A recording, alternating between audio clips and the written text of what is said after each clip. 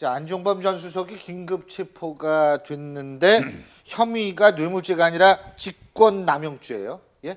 이 우리 시청자 여러분을 위해서 좀 알기 쉽게 법조 용어 쓰지 마시고 예? 알기 쉽게. 아니, 법조 용어를 물으면서 법조 용어 쓰지 마라 그러면 참 곤란한 건데 직권남용은 뭐냐 하면은 예.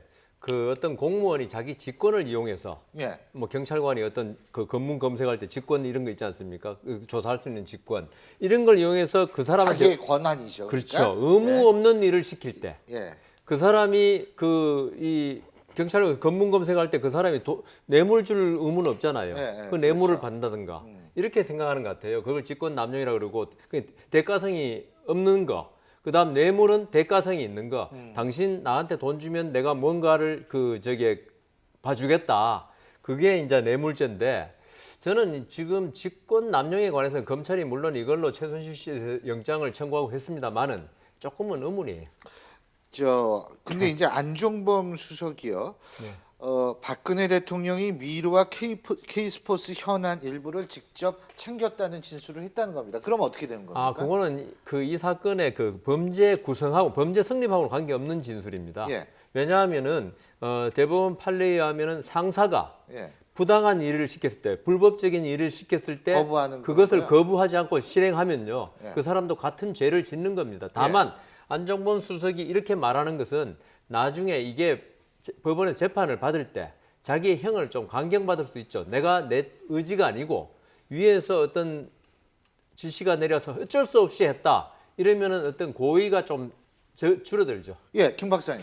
이게요. 저는 이제 지금 아마 구속 영장 이제 그 단계고요. 예. 궁극적으로는 이거 뇌물죄로 저는 갈 거라고 봅니다. 그러니까 일단 영장을 청구할 네, 때만 예. 사용하는 저거고 그래서 사기 재판 미수죄하고 가면 결국은 사기요? 뇌물죄로 저는 갈 거라고 보고요. 예. 한번 이런 거 생각해 보십시오. 이런 말 흔한 말 있잖아요. 인절미 굴러가면 떡국물 떨어지거든요. 예? 이거는 그러니까 이해가 확 드네요, 그냥. 예. 이거는요. 궁극적으로는 저기 그 안 구석이나 이 모든 사람들이 궁극적으로는 돈하고 연관이 될 거라고 좀 그렇게 분명히 생각을 하고 있고요.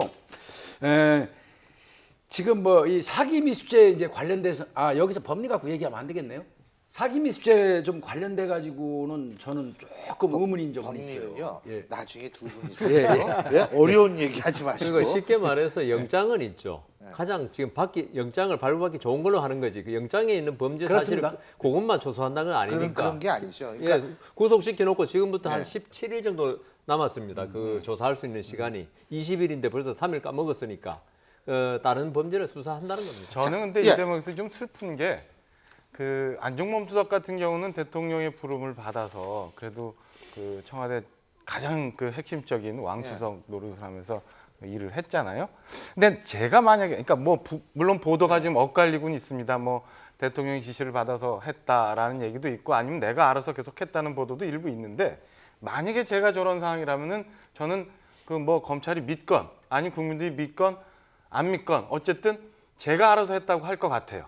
그래서 장세동 씨가 재조명 받고 있는 거 아니에요, 지금? 근데 왜 저런 분이 이제 와서 대통령 지시를 받았다고 말씀을 하는 게 또 한 번 슬픈 일이에요. 맞아요. 그런데 그 지시는 있죠. 지금 정확하게 검찰 수사 내용을 못 봐서 그런데 포괄적인 지시인지 구체적인 지시인지를 봐야 될 겁니다. 하지만 일반 국민들의 입장에서 볼 그렇죠. 때는 어쨌든 대통령이 연관돼 있구나라는 인상을 줄 수 네, 있는 그거는 거 아니에요. 주죠. 지금 그러니까. 박 대변인께서 말씀하시는 건 사실 법적인 측면뿐만 아니라 그런 측면, 그러니까 오히려 대통령을 더 곤혹스럽게 만드는 그런 네. 의미가 있다라는 그런 더 말씀이신 작은 것 자리를 같아요. 했지만 얼마 전에 조인근 비서관 뭐 옹호를 하는 건 아니지만 그 전에 뭐 이런저런 보도 다 부인을 하면서 나타나면서 나는 최순실 모른다, 뭐 연설문이 바뀐 적 없다라고 얘기를 했어요.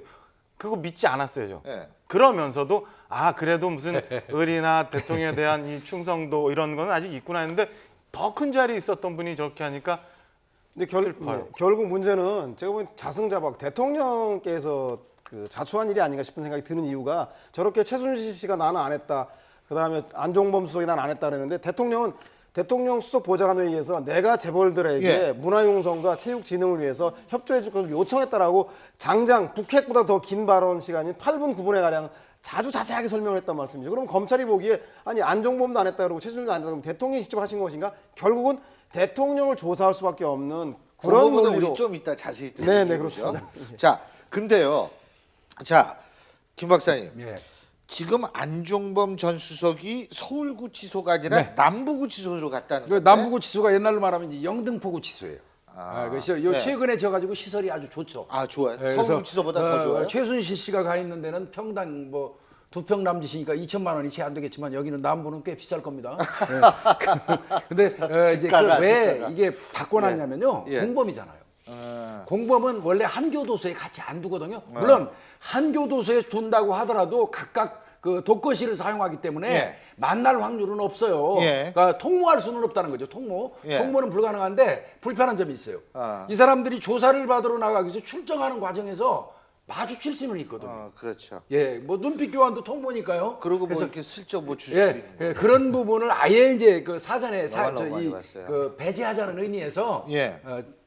쪼갠 겁니다. 그리고 변호인들이 예. 왔다 갔다 하면서 서로 이야기를 맞출 수 있지 않느냐. 또 그리고 출정할 때 그 교도소 버스 아시죠? 예, 예. 그걸 같이 타고 올 수도 있고. 그럼 그 안에서 이야기를 이 법무 이 예, 이렇게 법무라고 써 적힌 있는 거 이렇게 위에 호송버스, 경광등 호송버스. 번쩍번쩍 하는 거 거기서 충분히 이야기를 할 수 있는데 그렇지는 않겠지만 그런 위험까지 전부 배제하는 거죠. 일각에서는 뭐 서울구치소가 가장 범털들이 많이 가는 건데 최순실이 역시 서열이 높으니까 서울구치소 가고 안종범은 서열이 낮으니까 남부라는데 그건 아니고 지금 구치소는 아시겠지만 그 인권이 많이 개선돼서 전국에 있는 구치소가 아주 시설이 아주 좋아졌고요. 차라리 서울구치소가 지은 지가 오래됐기 때문에 남부구치소가 훨씬 더 시설은 좋다고 합니다. 남부구치소를 거쳐간 인물들이 2014년 그 조연아 땅콩 있죠, 회장 조연아 네. 전 부사장, 김승현 회장. 김수현 한화의 한화의 예, 김수현 회장 뭐 이런 분들이 지금 남부구치소를 거쳐간 인물들이다. 근데 명문 구치소입니다. 이러면 여기 이제 한 분이 더 추가되겠습니다. 자, 그러면 말이에요. 그런가 하면 최순실 씨의 딸 정유라 씨에 대한 특혜 의혹이 또 불거졌는데요. 관련 내용 보시고 얘기 계속 이어가죠. 초등학교 때부터 단독 금메달을 수상하게 하고요. 중학교 3학년 때 수업 205일 중에 86일만 출석합니다. 고등학교 출석 일수 지금 나옵니다. 3학년 수업 일수 193일 중에는 50일이고요. 정유라 이화여대 특혜 의혹 지금 나오고 있지 않습니까? 들어갈 때 체육특기자 입학 종목 확대돼서 이 과정에서 승마가 포함돼서 누구나 아이들을 보내고 싶어할 이화여대 자격 획득합니다. 예, 지금 진선미 의원이 얘기한 내용을 들어보셨는데요.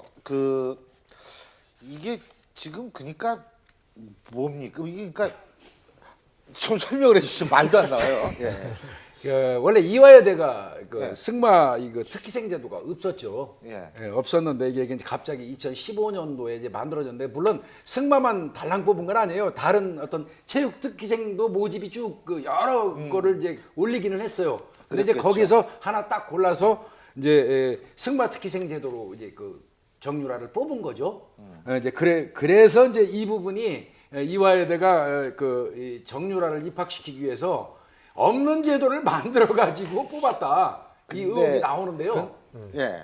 없는 제도를 만들었으면 좋은데 지금 승마가 사실 그러면 안 되는데 서글픈 현실이지만 각 대학에 승마에 있던 것도 없앴습니다. 각 대학들이 사람이 적다 인기가 이거죠? 없고 사람이 없으니까. 예. 근데 이대만 특별히 승마를 오히려 만들었다는 게 왜 그렇죠. 만들었냐 그거죠. 근데 일반적으로 대학이요. 예를 들면 지금 2016년도죠. 2017년도에 이거 뭐 학생 모집 요강 같은 거는 2016년 아무리 늦어도 5월까지는 교육부에 보고를 해야 되거든요. 그러니까 이거는 그 훨씬 이전에 결정이 됐다 그러는 거니까 이대 입장은 정유라 씨를 대상으로 한 것은 아니다라는 얘기도 전 설득력 있게는 들리거든요. 네, 뭐 거기 학교 측에서는 2015년도에 미리 예. 2015년이 2015년이 아니라 13년도 정도 될 거예요. 부장들 그 체육부장 협의회에서 얘기가 돼서 했다고 하는데 근데 이제 정유라 씨는 그 2대 특기생 간 거 이것도 문제지만요. 제가 오늘 깜짝 놀란 사실을 좀 듣겠는데